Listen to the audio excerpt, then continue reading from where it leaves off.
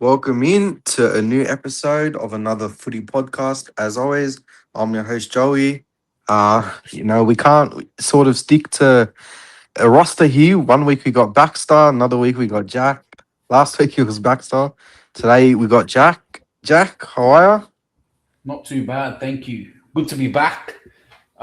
Keen for another brilliant episode. And is it true last week you had to take the week off because you're struggling to deal with the end of the Fosball honeymoon era? Yep, I'll be honest. It's been a tough carry lately. The boys have been doing the opposite of what Fosball was built on. So, yeah, it's been a bit how you going. The honeymoon period's over, mate. That's it. It's gone. Well, look, before we get into our best team of the round, worst team of the round, and all that, we wanted to touch on the round of refereeing that it was because every week the officiating in the game seems to just get worse and worse, and on the weekend it was no different, and so Jack's written up a list for us of the controversial refereeing decisions over the weekend. So, do you just want to read them out, bro? Yeah, so there were a few calls, and I'm sure everyone can agree there were a few dubious calls last weekend. We'll go through them based on like the game. So the first game of the round was the Panthers and the Broncos. There was a pretty ordinary captain's challenge towards the back end of the game there. So the Panthers took, I think it was Karapani into touch, and ref calls penalty to Panthers. Panthers challenge it, and the bunker ends up saying it's a mutual infringement because the ref had called held when clearly Karapani was taken out. The other one, Nat Butcher, deemed a high tackle on, I think it was Alec McDonald versus Melbourne. He literally brushed his hair and he got penalised for a high tackle. If you see the replays and whatnot, literally hand, brush, hair, penalised for a high tackle. Apparently, he was just giving him a fade. Yeah, he was. Well, apparently they're calling it the comb over. So, yeah, and Gutho had to go with one of the refs as well over the weekend. Setsu 2 makes a line break, beats multiple defenders, gets tackled at one point or gets attempted to be tackled. Ref calls play on, scores a try. I'm pretty sure the ref awarded it, goes upstairs to the bunker. Bunker overturns it and deems that the ref should have called held. And then there's Gutho blowing up at the ref saying, "Where's your momentum gone, sir? They had to play the ball. It was no try." But that's nothing new with Gutho. Yeah, Gutho. He's a serial sucker. Apparently, at Para they used to training him and Moses by throwing their hands up in the air. Yeah, they used to do the AFB Selly at training.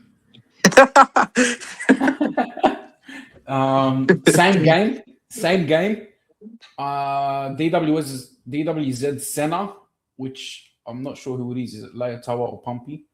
But one of them throws a pass to DWZ, clearly forward, touchy in line with it.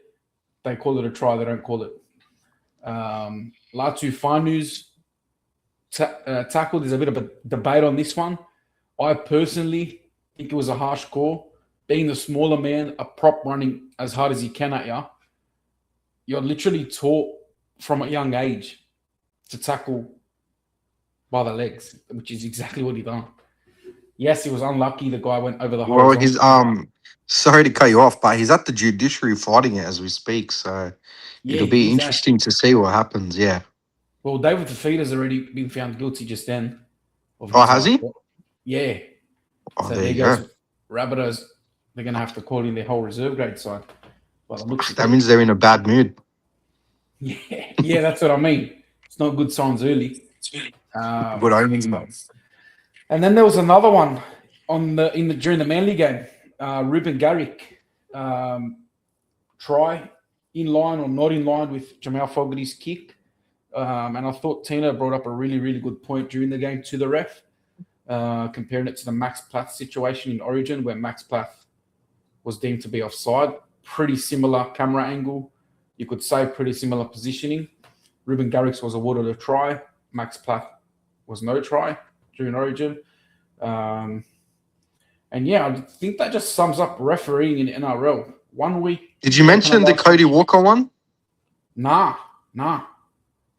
Go So I ahead. think yeah. So on during the Canberra and Souths game, I believe it was Cam Murray. He made a break, was tackled by the Canberra player, and then knocked the ball on. The ball clearly went forward. Cody Walker picks up the ball to score, and it's a Oh try yeah, confirmed. yeah. I've It's a seen that. try confirmed. Honestly, I think that was the worst decision of the weekend. Like, it was the most clearest day knock on that you ever see, and it was a try confirmed.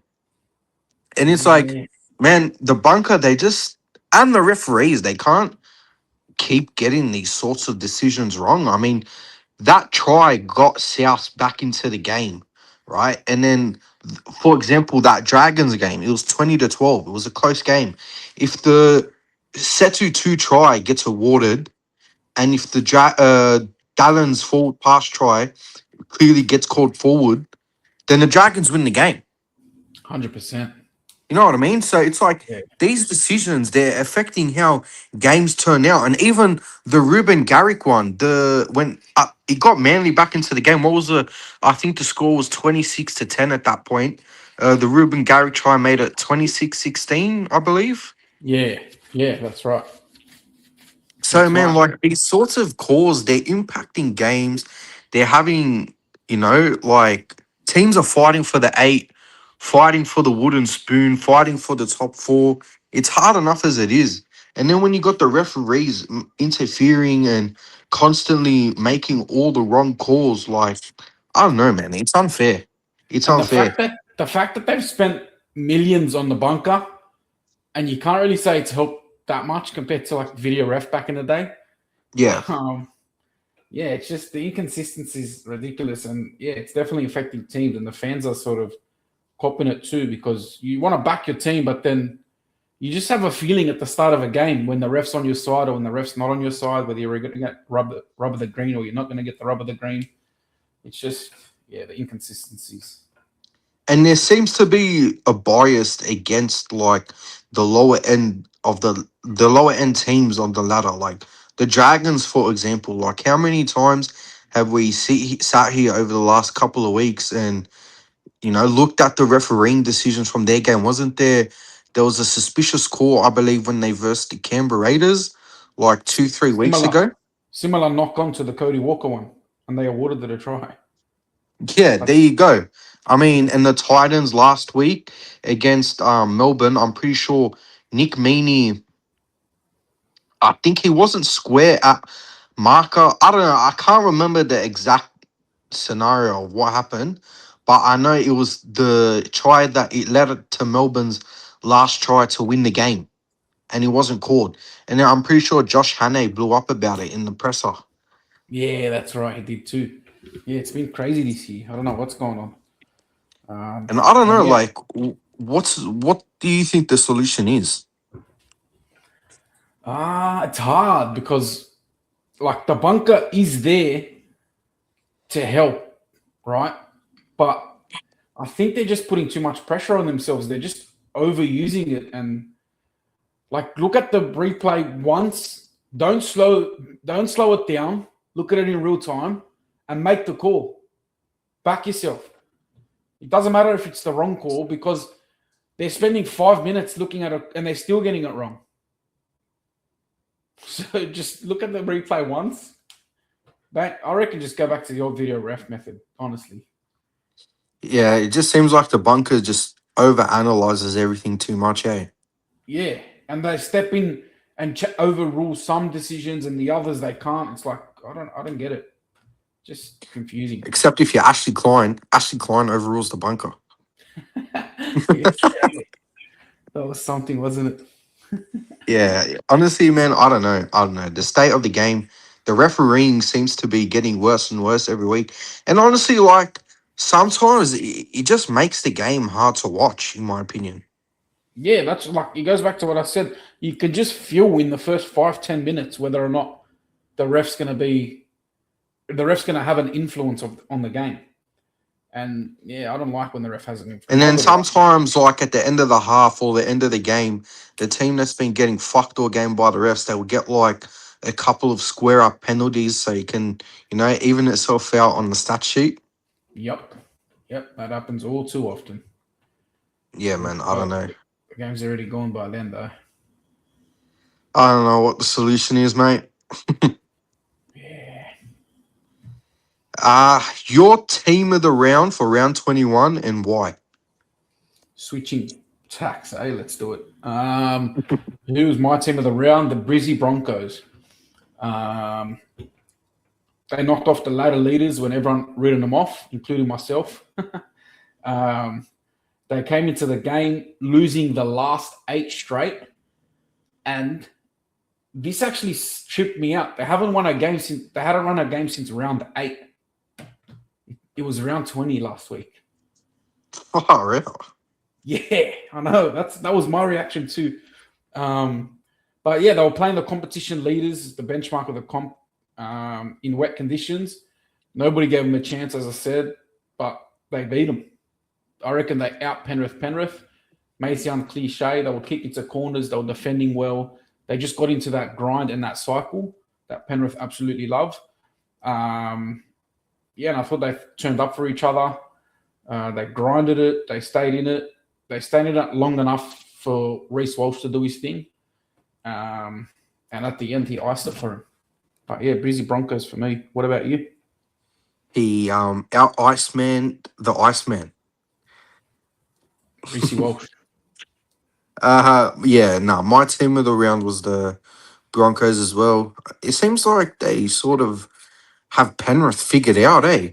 Like they know Yeah, how to match up against them and sort of what it takes to beat them, and yeah, they're kryptonite.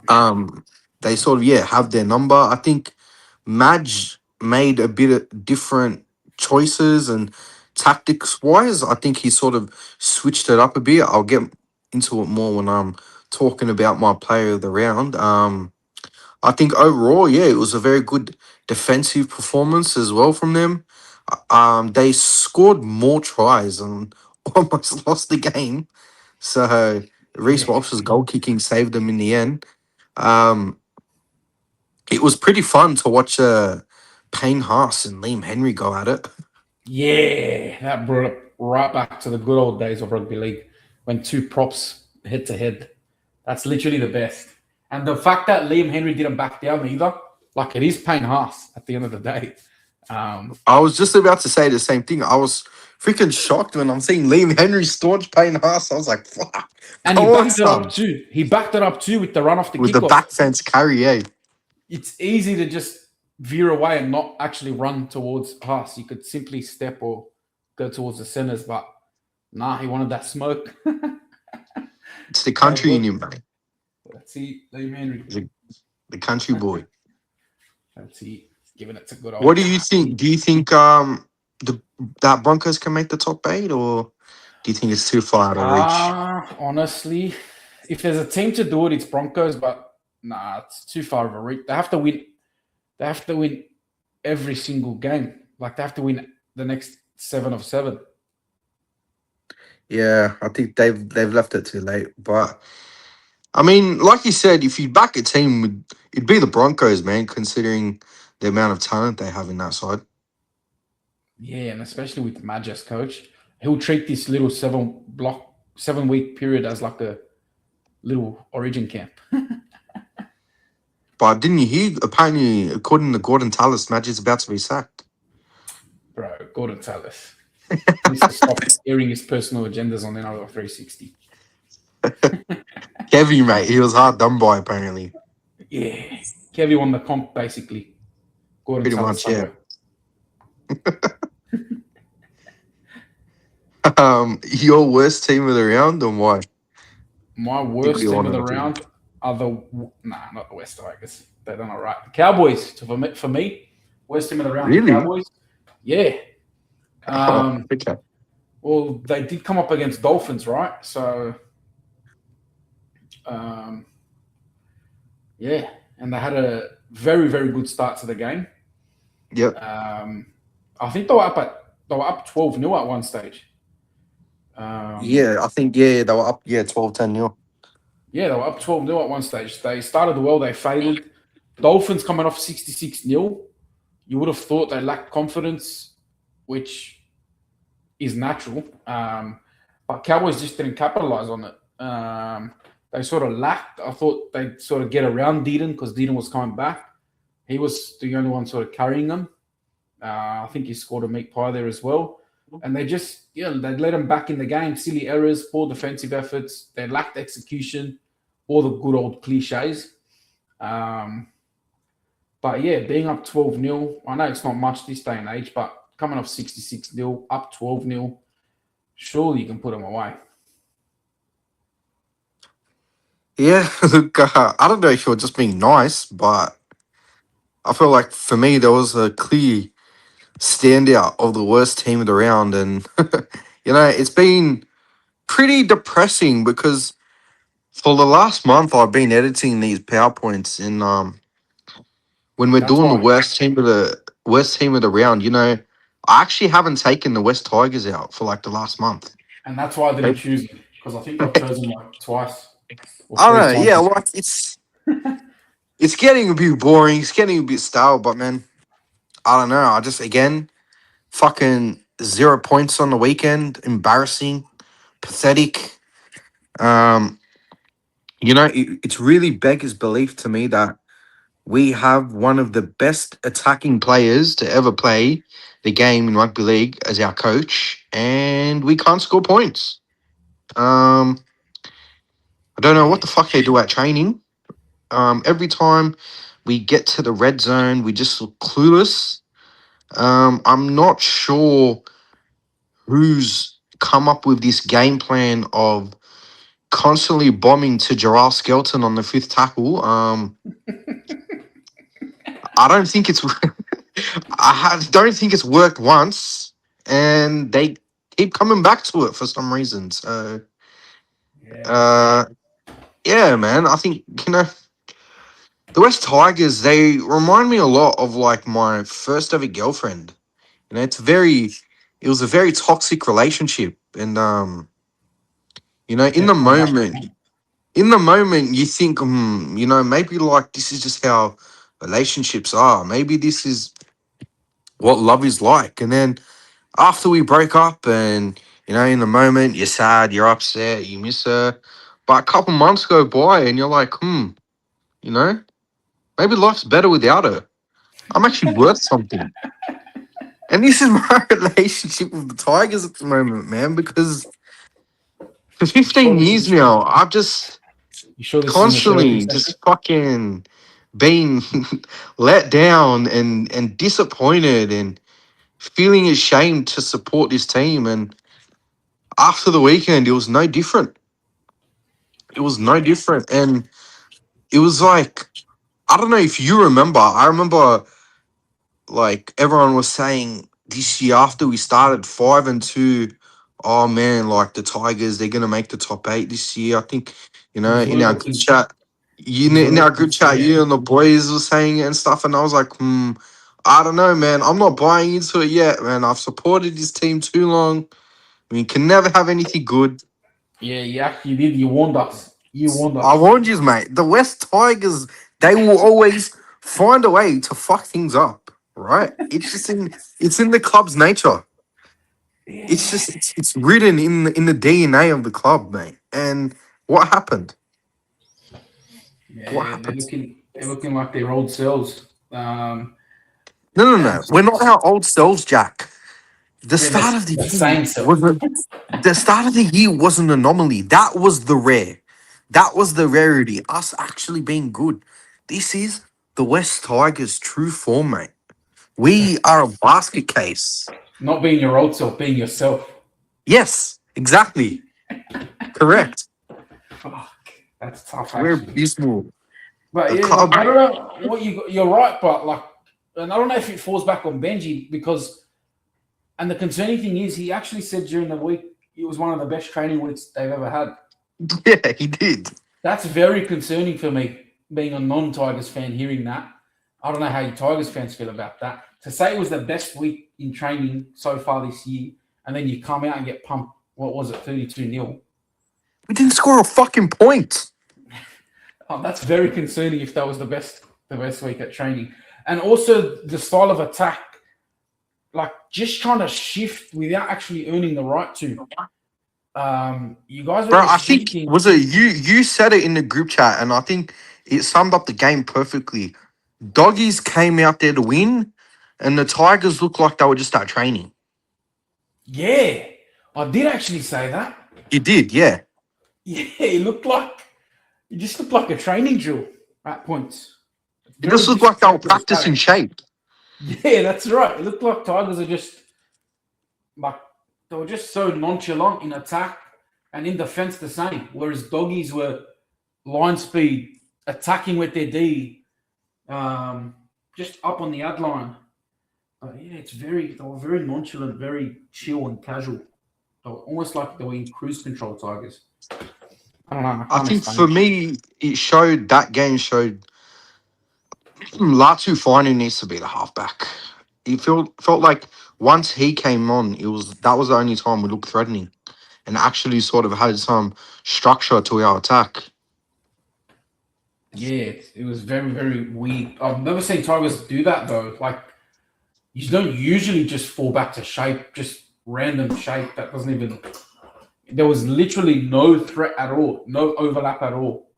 Bullard looked slow at the back. It was very, very, very strange. You know, that first 40-20, that Buller just watched it go over the sideline. Yeah, That was embarrassing. That was embarrassing. And I think for me, it just sums up the whole state of the club, mate. Like, we lack any sort of game awareness and game IQ. It was like, an urgency. I remember in 2022, in a game against the Dragons, Junior Palga watched the ball bounce over the sideline because he thought we'd get the ball back off a kickoff. Yeah, just low IQ plays, eh? Low IQ plays, mate. There's no rugby league smarts at our club whatsoever, man. I don't know. I don't know what the solution is, man. It's like we sit here now and it's just like, where do we even go from here? Relegate the club. Jokingly. Mate, don't joke. I don't know. What else is there to do? What can you do at this point, honestly? I don't know. 15 years. They've tried everything. Like, they've tried everything. Literally. We've tried everything. How do you fix the club, man? You might have to. Honestly, and I'm not taking the piss, you might have to de-merge. Nah. Literally. Because doesn't it fall back on the board? Like, there's always Tigers go through coaches, they go through players, they go through staff, but the board remains, right? Yeah, no, I don't want to get into like the politics of it all and stuff. We'd be here otherwise we'll be here 3 hours, mate. But I don't know what needs to change. Yeah. In summary, too long didn't read. Tigers shit. That'll do it. Just change teams. Nah, that's it. We're bound by fucking blood, mate. We can't. We're stuck. Unfortunately, poor bloke. Shout out to my dad. Screw you. Hope you're doing okay, buddy. I'm not.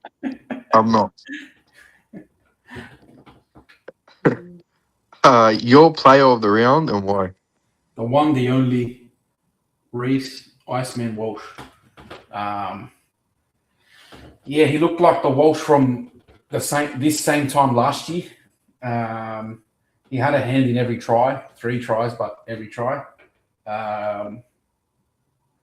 He nailed a cutout with minutes to go to tie the game. Nailed a conversion from the sideline to take the lead and pretty much win the game. I'm pretty sure he was playing first receiver for a majority of that game. He was. And he looked very good doing it. Threatening on everyone as he does. His sweeps on the right-hand side, they scare the daylights out of me. I think they'd scare the daylights out of any left centre. Um, and yeah, 18 runs, 140 meters, 6 tackle breaks, 3 try assists, and that key conversion that I was speaking about. For me, yeah, he was definitely the standout player of the round. Reece Walsh. Hope he continues it into the finals. It'll be good to see. Yeah, I think you summed it up pretty well. You touched on the tactics changes that I mentioned earlier in regards to Madge. Walsh played a lot of first receiver, and it was the best that I think, or sorry, not the best, but maybe the most threatening is the word I was looking for. I've seen the Broncos attack now for a couple of weeks. Um, I don't think it's a secret that if you give Walsh the ball, he makes magic happen. And that's what we saw on Thursday night against the best team in the comp. He set up the winning try, kicked the winning conversion, as you said, and I'm pretty yeah, sure he laid on all their Reece tries. Walsh. Yeah, Yeah, he he did. laid He on all got their three tries. three try assists. Yeah, he set Yeah, they up all of scored their 3 tries. tries. I, Um, I wonder if they took a leaf out of Newcastle Knights playbook because they've been playing Ponga pretty much first receiver as well the whole year. yeah. And speaking of Ponga, he actually cost Knights the game, low key, on Yeah, Friday. he did, eh? He only got one conversion in. Knights actually scored more tries but lost. I know that all too well. Shout out Jamal Fogarty. um, Someone I did want to touch on actually, Owen Paddy. What a freak. Mate, how good has he been? He's a freak. He does 40-20s just He randomly. kicks them for fun. Yeah. Nah, he's so good. He's going to be a player of the future, I reckon. Knows when He's to a. run. I Has found so out he's a much speed. Queenslander, unfortunately. Oh, forget everything I just said. Nah. He's a gun player. Like just new gen player, new age player. Knows when to run fast. Has a bag of tricks. One of those hookers that would be a nightmare to play. From the Harry Grant mold, and yeah, I want Paddy, star of the future, Big Ricky. He's unearthed another one. And it's actually a credit to Ricky Stewart, man, because I think Owen Paddy is a perfect example of a coach handling a player's development perfectly. Yeah, Ricky, honestly, he gets judged a lot for his antics and his sooks, but when it comes to his players, he knows how to handle his players. He loves his players. Can't question that. He'd die for him. Yeah. He'd take a bullet for him. Like Ricky. Yeah, exactly.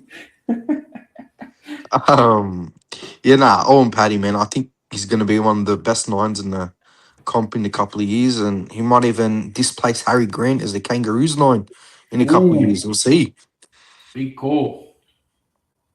We'll see, Big mate. call. Put your name on it. Our fan play of the round, they agreed with us. We're all in agreement for once. Reese Walsh. I Reece think Walsh. it was a pretty clear standout. 100%. 100%. Cometh the hour, cometh the man. Well, we got a bit of signing news that's happened over the last week. Kurt Capewell has re-signed for the Warriors for next year. What do you think? Kurt Capewell. Honestly, good signing. He's bought into the culture there. The fans love him. The players love him. He's very reliable. Just a leader, I reckon. He'd be in the club, a leader. He's pretty much done it all in the game. Won comps, played Origin. Yeah, very good signing. Very good signing. Can't fault that signing one bit. Yeah, I don't have anything bad to say about Kurt Capes. What about Yeah, yourself?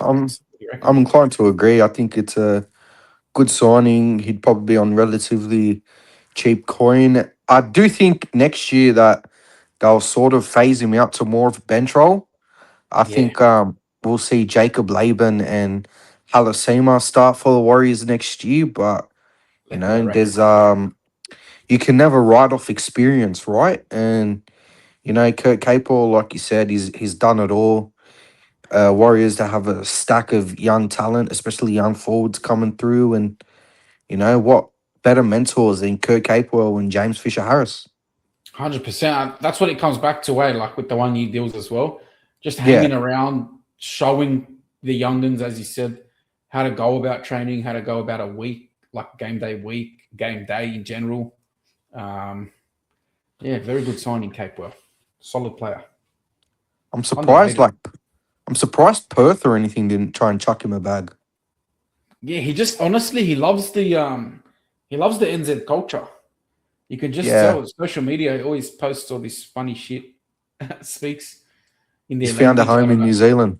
Yeah, I don't know what language it is, so I'm not going to say it. But it speaks in their language, has a laugh with the boys, like with the Kiwi boys. It's just Maori, the Maori language, isn't it? I'm not too sure because they Yeah. have two languages. They have Māori and they have Pākehā, I'm pretty sure. Oh, Could be okay. wrong. Correct me, guys. Yeah. Mitch Kenny re-signs with the Panthers till 2031. What do you think? Very good signing. Origin player of the future. We'll just give him Owen Paddy a wrap. I reckon Mitch Kenny will be there soon. Um, he's a New South Welshman, though, surely. But yeah, Mitch Kenny, goer, dog, tackles anything that moves, and just a part of that great Panther system. Just knows his role, doesn't overplay his hand, knows when to dish it out to Cleary, knows when to dish it out to Tailungi, knows when to run. Just, yeah, all around great player. Great signing. Um, yeah, I don't know. Like, I have a bit of mixed opinions on Mitch Kenny. Like, Yeah, obviously, I think he's a very good signing for the Penrith. Like, he really fits into that system well, and he'll just keep plugging along and doing his role. Future Origin player though, I don't know. I'm inclined to disagree. I yeah. really think that, yeah, I think if you took him out of the Penrith system, I don't know, man. I don't think he'd be as good. I see him as similar type player to Reece Robson. Yeah, Very similar. Just yeah, tackle maybe. anything that moves. Very solid. Rarely makes errors. Rarely gives penalties away. Again, just that role player that gets the job done. And he won't go outside of the system, won't go outside of what you tell him to do. Yeah, I think very good signing. And I think, yeah, like Origin, it's the sort of debate on which coach and which sort of style they want to go for, whether it's that defensive, and that's a whole nother story, like a whole nother discussion though. Yeah, But yeah, no, I reckon yeah. so. No, it's a good signing for Penrith, and it was a key one because he was heavily linked with PNG, That would have been interesting. That would have been a good signing. That would have been their and marquee I'm signing, pretty right? sure he spoke about like being very open to the move and that sort of stuff. So yeah, it's a good one for Penrith to lock in. Yeah. Dean Young was appointed the Dragons' permanent head coach on a 2-year deal. What did you think? Dino. Um, Honestly, I don't really think much of it. Good signing, legend of the club. Um, let's hope the ball doesn't push him out in a couple of years. What do you Yeah. think? Being a merger. Look, there's no doubt that Young has improved the side, but he was a bit of an interesting one considering, like, yeah, the side hasn't improved, but sorry, yeah, the side has improved. Sorry, the side has improved, but has it translated to wins? No, he hasn't. But can you only judge it off wins if he's because we see so much improvement. They're actually hanging around in games now, sticking in it for longer. They're actually giving themselves a chance to win the games, whereas prior they weren't even in games. Um, Yeah, but yeah, he's definitely lit a fire under those young forwards too, and he's had the balls and gall to actually make changes. Like he brought Cade Reed in straight away. That was one of his first decisions.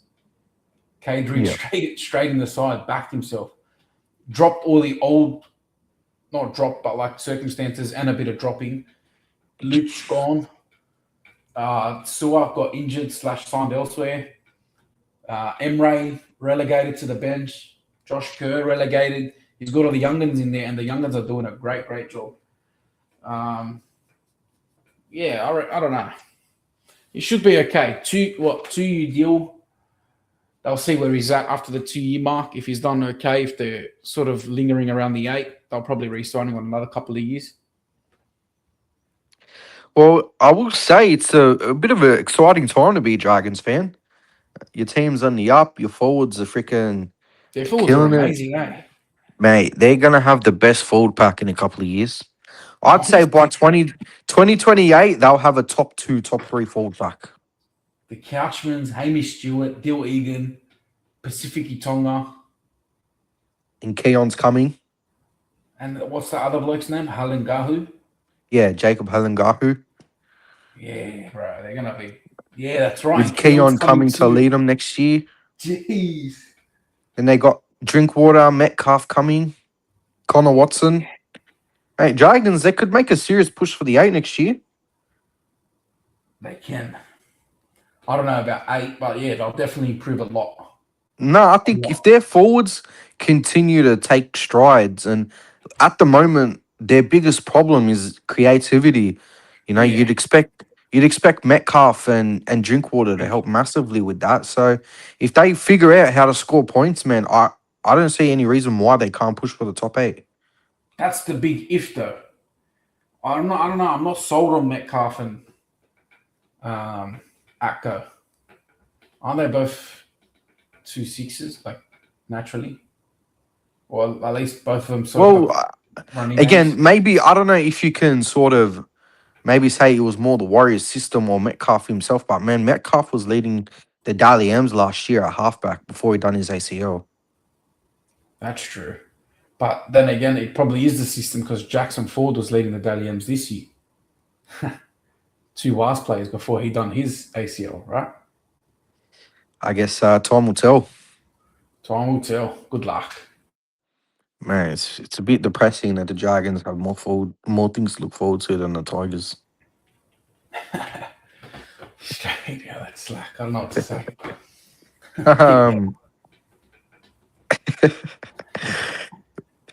P&G, they've tabled an offer to Zach Lomax and apparently met with Joey Manu yesterday, I believe. What do you think? I think this is getting really, really, really unfair. It's getting out of hand, eh? Yeah. Like when they first announced it, I was like, yeah. Like it's in PNG. Nobody's really going to go over there, right? But their first signing's a 4-time premiership winner. Their second signing's the leading all-time try scorer in NRL history. And now they're luring players like Joey Manu, Zach Lomax. Don't forget they signed Connor Watson too. Yeah, they did too. Yeah, they did, eh? Look, honestly, like, good on them. Like, with the circumstances, like, I don't personally like what the NRL has done, what the government have done. But if this it's created an unfair advantage. It has. And if they think this is the way that we're going to sort of expand, then I don't know. Who am I to say otherwise? But yeah, it's definitely like, and especially to Perth. Like, imagine being Perth right now. Yeah, they've been shafted. They've been literally like undermined. Like, we'll just give them tax-free money. Like, I think who's Perth's headline signing? You reckon Nick Meaney? Yeah, like, it's crazy, eh? They don't even have a marquee signing. Tyron Wishart? That's sort of the difference, with their strategy too. PNG, very good strategy. Sign the marquees first, build the club around them. People would want to come rather than just signing all. Yeah, but it's easy to chase the marquees when you're offering tax-free money. Yeah, that's true. Especially as well. Actually, I'll bring it up later because it's a TPH. It's another point I wanted to bring up. Yeah. For later down the track. We'll save it. We'll save it for later. Broncos outlined plans to extend Michael Maguire's contract despite turbulent title defense season. What do you think? Good on him. Straight out. Which coach has ever walked into a club and won a comp on their first year? Tell me. Nobody. Yeah. Honestly, and all these people trying to death ride Madge, it's like what I just said. Like he came into the club within 1 year, won him a comp, broke the longest drought in club history for a premiership. Um, and yeah, people just want to undermine him or question him or sort of death ride him Well, and it's say he's because not. there's ex There's agendas. Broncos Yeah, players in the media pushing certain agendas. that's right. And yeah, and then the Queensland media sort of pile on Madge as well. Him not being from Queensland. Look, obviously, yeah, they have had a massive run of fucking losing 8 games in a row, which is extremely disappointing. But they did have, you know, some serious injuries. And I feel like, you know, surely winning a fucking premiership buys you some leeway, right? At least a year. At least a year. People At were least calling two for years, in his. my opinion. That's what I mean. Like at least this year, all three. Next year, if they start off bad and go on losing runs and whatnot, yes, then have that conversation. But right now, no, no way. He's literally won a comp. This time last year, they were on the way to win it, like win a premiership, and he done it. Look, I think the thing with Madge is like, as a coach, the way he coaches, sometimes it gets like too intense. It's So I don't. a lot of people have said he's not a coach that should stick around for like more than 4 or 5 years. Say, get in there for 2, 3 years, he'll get you a comp. Any longer than that, players start to get off him because of his sort of regime and he's sort of strict about it, the way he goes about it. You know about it, Tales of Tiger Town. Yeah, mate. He took us to the lofty heights of ninth. So Yeah, it was a job well done. hasn't been done since. It hasn't. It hasn't. So he fucking achieved something, right? Yeah, one of his greatest achievements. Good old match. Yeah, no, I don't know, man. I'm a Madge fan, so maybe I am a bit biased, but I feel like he gets unfairly targeted, man. Like the guy has been successful everywhere he's gone. Won a comp with South, broke their drought.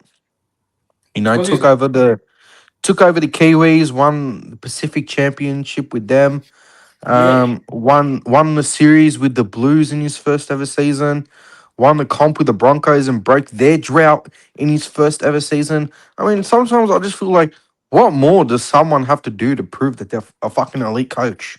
and did you mention bunnies too? I know that was long ago, but Yeah, yeah. I said he ended South's premiership drought, yeah, 43 years. Fuck. and I believe he won in with Wigan in the UK and ended their drought or something.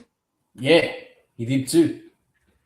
That's what I mean, mate. Like he's had success everywhere he's gone. So how are there still doubts about his methods and coaching? It goes back to what you said. The Broncos legends are like we're off him from day one as soon as he signed, and then the media jumps on that. And especially because he replaced the Broncos' old boy too. That's right. He replaced a legend that's won 7 premierships for the club, Kelly Walters. Yeah. Um, and he's from New South Wales. He's not a Queensland. He's not a Queensland man. Like they're not going to like someone that's not their own. They're not going to like somebody that beat their state a year prior. It's just as simple as Glass that. houses, eh? Yeah, glass houses. Up the match. Show them, bro. Honestly, I want Broncos to win just so Madge can stick it up Gordy. Nah, fuck the Broncos. Just for that Fuck reason the alone. Broncos, mate. Fuck them. Yeah, fuck the Broncos. Fuck the other match. Well, Oh, as I alluded to earlier, there's been a bit of a talking point about the PNG third party deals. So apparently, in addition to their salary being tax free, their third party deals are tax free. And also Jerome Luai, as part of his contract, he would already be getting paid third party agreements for PNG next year. And he has to fly to PNG during the season to sort of honor those third party agreements. What do you think about the whole situation?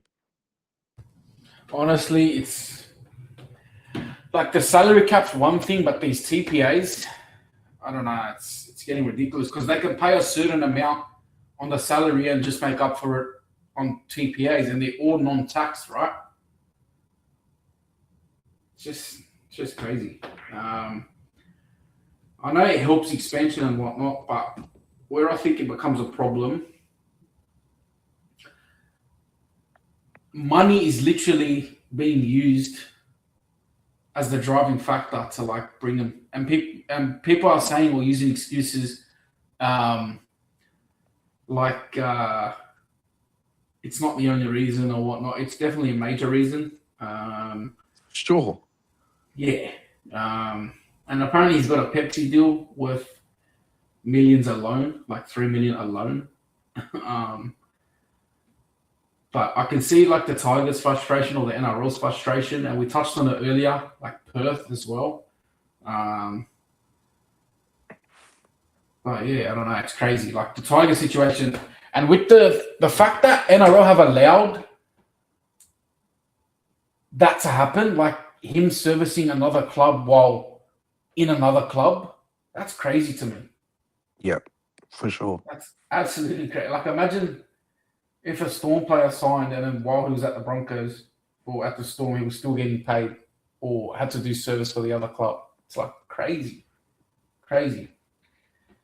Um, but yeah, I don't know. What do you reckon?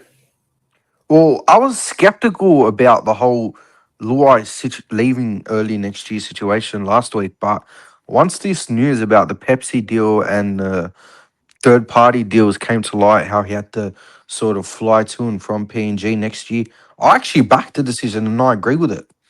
Yeah, you did How too. can More you often as have soon as you heard it. how can you have someone be all supposedly be all in for one team, The but then skipper he's too, flying to PNG to promote the other team? and he's the captain. That's not a good And look he's at the all. captain, right? Yeah, no, I And have the to thing is, agree with Tigers the on that one. NRL, they've just created an unfair advantage. How is a team supposed to compete if a player is getting tax-free salary and tax-free third-party agreements? How can you compete? Like Jerome Luai, he stands to earn, I think it's over $6 million in his combined, like his salary and third-party deals in 3 years at PNG. 6 mil. Yeah, That's unheard of for a rugby league player. yeah. Like I understand his side of it, and I don't blame him for taking it. He's pretty No much one done it can. How all. can you, bro? No one does. Yeah, but that's where it becomes a problem. Where Tigers' perspective, I get. Eels' perspective, I don't get. But It's not more so about the Tigers, bro. I'm talking about like the NRL in general. How's Manly supposed to compete? How's fucking Melbourne supposed to compete? How are the South supposed to compete? How are Raiders like how can any team yeah, compete if a player's getting offered a tax-free salary and tax-free third-party deals? yeah, like it wrecks the market, eh? Is that what you're saying? Yeah, like man, think about it. They've all fucking, as you said earlier, they signed Jerome Luai as their first ever signing, the all-time leading try scorer in the NRL, Connor Watson, and they're fucking being linked with, now with Zach Lomax and Joey Manu. Like, is that balanced? Is that fair? Nah, that's crazy, eh? I don't know why. And the government's backed it. We're paying for these taxpayer funders, mate. Fuck, what are we gonna do? You're right though. Like you're right. Honestly, um, yeah, I don't know. Like, there's not much else to say about it. Other than it's definitely unfair to the other clubs. I get why Jerome's doing it. I get why Tigers done what they done. Um, yeah, it's a very unique and interesting situation, and I'm keen to see how it plays out. And the NRL kind of conceded because didn't they sort of do something with Perth like 2 weeks ago? Well, it Wasn't it? hasn't been approved yet, but I think Oh, yeah, Perth yeah. Perth is sort of getting some concessions in the salary cap. But it's too late. Like, mate, they start Next year, preseason what? It's the end of July now. So four it's months. yeah, 3-4 months till their preseason starts. What's that gonna achieve for them? That's Like crazy. who can they sign for next year that's available for next year that's gonna instantly make a difference for them? Yeah, that's right. Nah, nobody. Like Perth's first signing was I can't remember, was it fucking Toby Wasn't it Sexton or Toby something? Sexton? Yeah, it was Toby Sexton. Yeah. So their first ever signing was a guy who was let go by the Bulldogs. Compare that to Perth, whose first signing was a four-time premiership winner.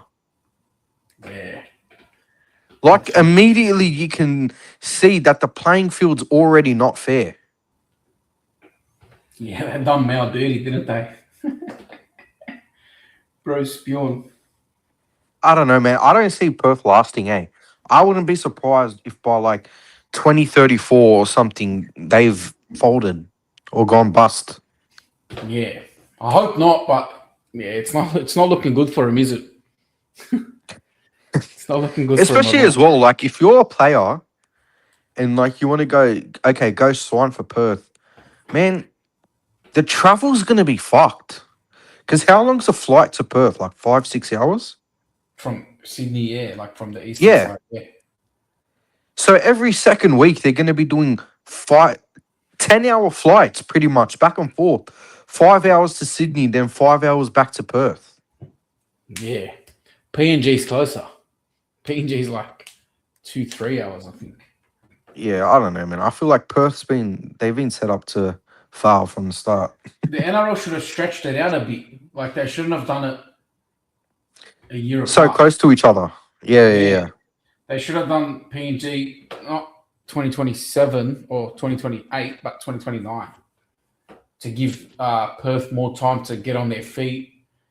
Because it's not, and the way they're looking at it from the Dolphins' perspective. The Dolphins, I think, honestly, the Dolphins were an anomaly because they had Peter O'Sullivan, one of the best recruitment managers, and they had Wayne Bennett, one of the best starters of an inaugural club.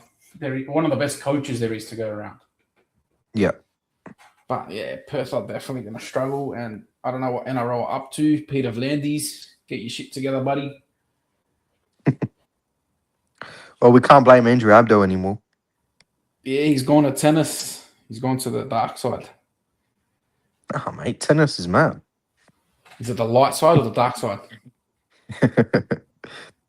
The light side, I'd say. There they are, the boys. I wanted to, in light of recent injury news where Turbo is most likely ruled out for the season and there's question marks as to whether Latrell will be back for this year.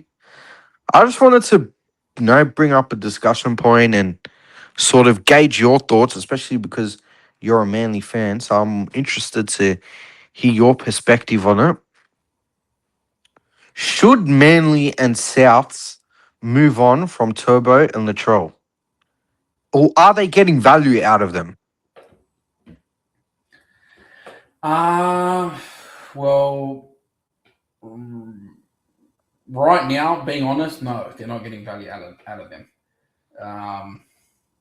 But I think it's more about maximizing their value over a whole season rather than saying should they just retire or should they just hang it up or should they, whatever people are putting out there. I think 100% fit Turbo or Latrell can win you the game against anyone, and we all know that, and we've all seen that.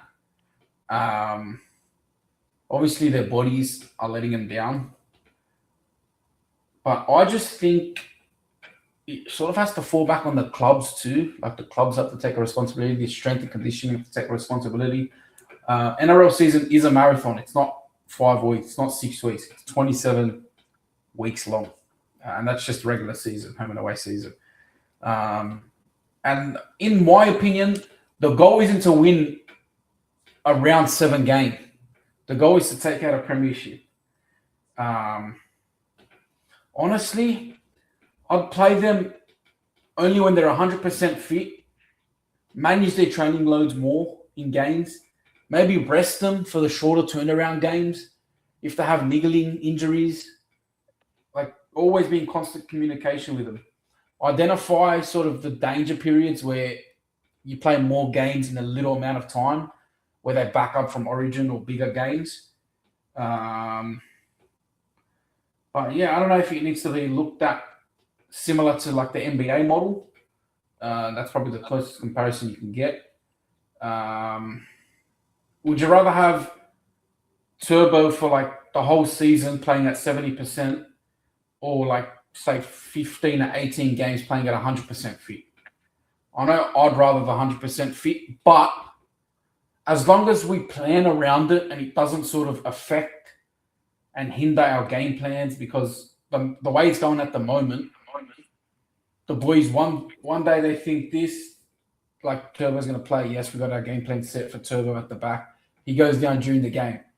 Bang, game plan's out of whack. That game's gone. The next week we have to switch it up, switch it up. Next couple of weeks we switch it up. And then all of a sudden, bang, Turbo's back. So we switch back to that style of play. Gets injured again. Contingencies fall out of place. I just think there needs to be some sort of load management, some sort of I think that NBA model is something to look at for these two players, because we know when they're on, and I think they'd be a massive loss to the game. And I know the game recovers, but I mean Turbo and Trell, who doesn't want to see them go around? Thoughts? Well, of course, like you always want to see the best players play, and Turbo and Latrell are the best players in or one of the best players in their respective positions. But I think the thing is, could you argue that you know paying Turbo the salary he's on and paying Latrell the salary that he's on, could you get more by playing less for someone, although they might not have as much quality as Turbo and Latrell respectively? Are you going to get more out of them because they'll be there for majority of the games? You know that their bodies aren't as big a chance of letting them down compared to Turbo and Latrell. What do you think? Well, it goes back to you're not really paying these sorts of players for um, like like games in the season. You're playing them. You're paying them. Sorry, to win games for you, win the big games. Their leadership, the way they go about things, their value to the actual club, like the Yeah, commercial but at side the of end the of the club. day, like the most important thing is the results on the field, right? 100%, 100%. Yeah, And so if they're not actually available for half of the games of for majority of the games of the year, then what value are they providing? well, there would be my NBA model. It's 15 to 18 games, but pre-planned during the preseason, not the way it is now, where they sort of fall in and out, not by choice, by injury. But if you actually have a plan around it and the team buys into it, I don't see how it's a problem. But the To be thing honest, is, it's like, all right, with the NBA, there's 82 regular season games plus the playoffs and plus the finals. So that's why there's sort of load management involved in the NBA because they're playing a game like every second day, sometimes even back to back. The NRL, it's only one game a week. So I don't know. I don't sort of see how load management couldn't sort of work in that instance. And for example, right, what if there's plans early in the season? Okay, you plan for them to miss out on some games, but what happens if one of the games that you've planned for them to miss out on, they need a win to keep your finals chances alive? What happens then? that falls back on the team. If you can't do it without, like, with all your plans in place and what you've planned for during the season, and you still can't win, that falls back on the team. That doesn't go back to the players. Yeah, but then how what's to stop the teammates from thinking, man, like, we need this guy. We need this guy to win. If he can't if he can't stay on the field for us to win, then why don't they try and find someone else? What's to stop the teammates from thinking that? But they won't, not for a play like, not for these types of players that we're talking about, because the players that they play with know what they can do and know what they're capable of. They're probably just as But how often outraged do as they get us. to see it though? That's the problem. Yeah, and that's the debate we're in. Yeah, I don't know.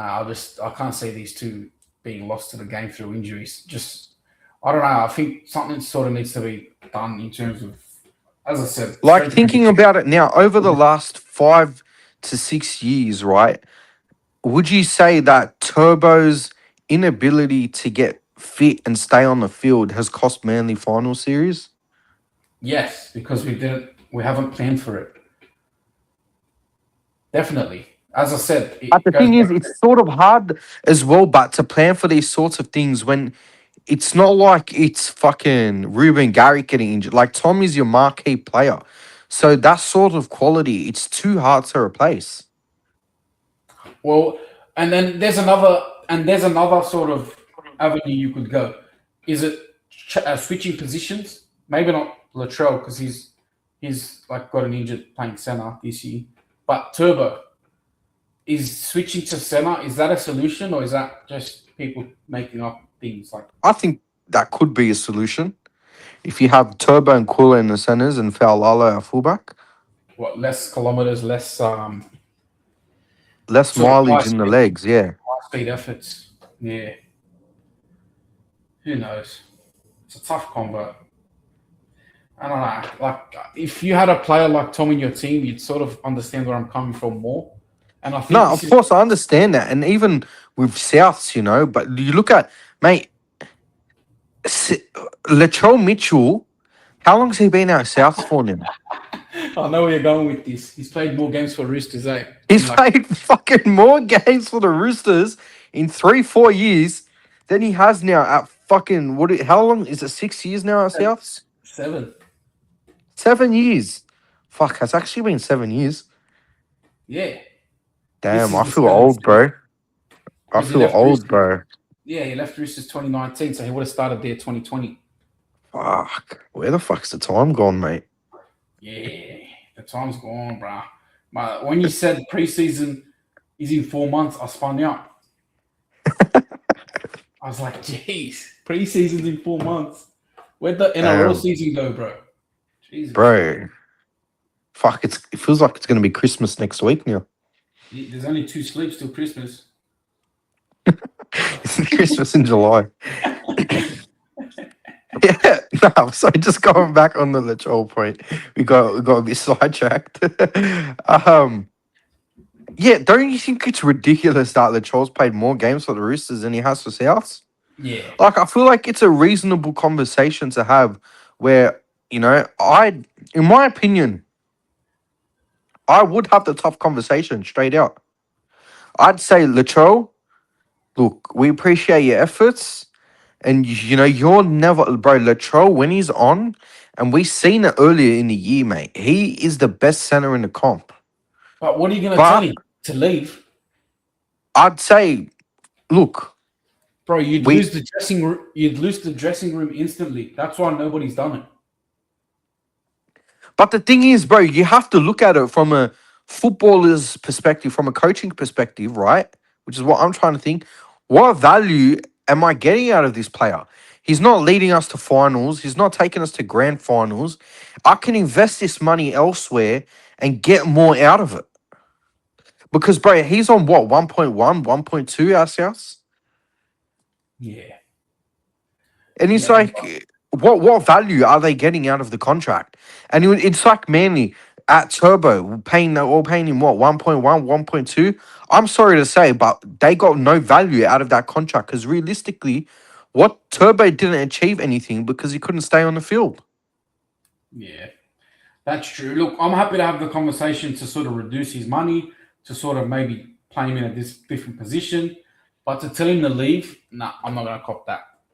I don't care. I'll go through the injury. The type of player Tom is, I will sacrifice some losses now for in a maybe a year, maybe a couple of months' time, if he can finally get his hamstrings right and he goes on a But the thing is, generational Tom and celebration. Latrell, I'm not just exclusively Tom and Latrell aren't leading their current teams to any sort of success. Nah, they're Is not because that they're not. is that unfair to say? Nah, you're right So because they're then not I on don't full. think so. In my opinion, I don't think it's harsh to sort of tell them, "Hey, mate, like we've given it a shot, but it's not working." We need to try something else. I think it just goes back to they bring more than just the ability to play or the actual on-field stuff. They're leaders, they're leaders of a club. People sort of go under their wing. People look to them for answers. Look, I don't know. I understand and I get that, bro. But at the end of the day, the most important thing is what you do on the field. 100%. But I'm thinking of as a more broader perspective, like from the Yeah. club's perspective, and that's why the clubs haven't sort of done what you're saying they should do, is because they're looking at it from, fuck, how's it going to affect this player? How's it going to affect this player? Especially with Tom. He's got two brothers in the team. Imagine we tell him to fuck off. Yeah, but Jake's on his way out anyway, too.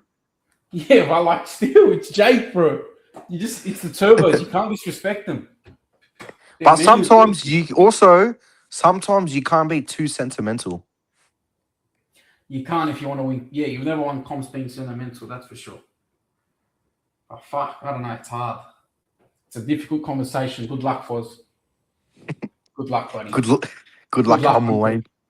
But you know what? And that's what it goes back to. If there's somebody that knows and would have the courage to actually speak up and tell Latrell, you think Uncle Wayne would, right? So obviously he sees some value. Yeah. I don't know. Maybe not. Who knows? It's conversations for more experienced people than you and I, mate. we're just giving opinions. Yeah. We're just the couch coaches, mate. The couch coaches in full effect. I'm the best there is. The greatest of all time armchair coach. Are you the Ivan Cleary of couch coaches? I'm Iceman. Cometh the man, cometh the hour. True. Well, we got two audience questions for the weeks. Let me just quickly bring them up. So we got Leana, our number one fan. What did Salmon say to Twal? I heard rumors that he said something in Arabic to him.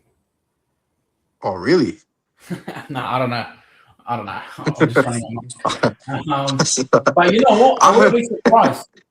He plays for doggies. I heard he was talking smack about his vending machines. Saying you don't have enough chalky milks in there. I need more Red Bulls, cuz. Yeah, I don't know. Salmon, he's the type of player that I understand when he gets hit. You know what I mean? Yeah. Like when someone gets hit. It must have been pretty bad to set up. I've never seen Alex Tar get that angry before. Yeah, he was giving them what cunt as well. Yeah, fucking. Must have been pretty bad, eh? And then he came back on and he still was heated. The 10 minutes in the bin didn't cause him. Yeah, I don't know, man. That kind of pissed me off, mate, because it was like, where the fuck was this all game? But at least it shows that he cares. Like, he has pride. Yeah, of course, but... Yeah, I know. You'd like to see it 5 minutes in to sort of set the tone, eh? Too little, too late, mate. Gotta love Twali. Hopefully he has the same sort of passion for the Cedars this year, eh? Yeah, you know what? I haven't seen him in the Cedars jersey, eh? Be good to see him. Well, I think he missed the last World Cup because he was having problems with concussion. Oh, that's right. He did have that little concussion phase, eh? Yeah, so hopefully it's all good for this year. Rambo AFC, Tigers performance, question mark. About as much effort in that question as Tigers' performance over the weekend.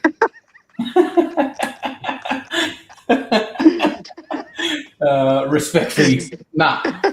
Tigers. Honestly, we covered it during the episode. It's just it looked like they were going through their drills at training. Like they were just coasting and going the slowest motion you've ever seen doing shape.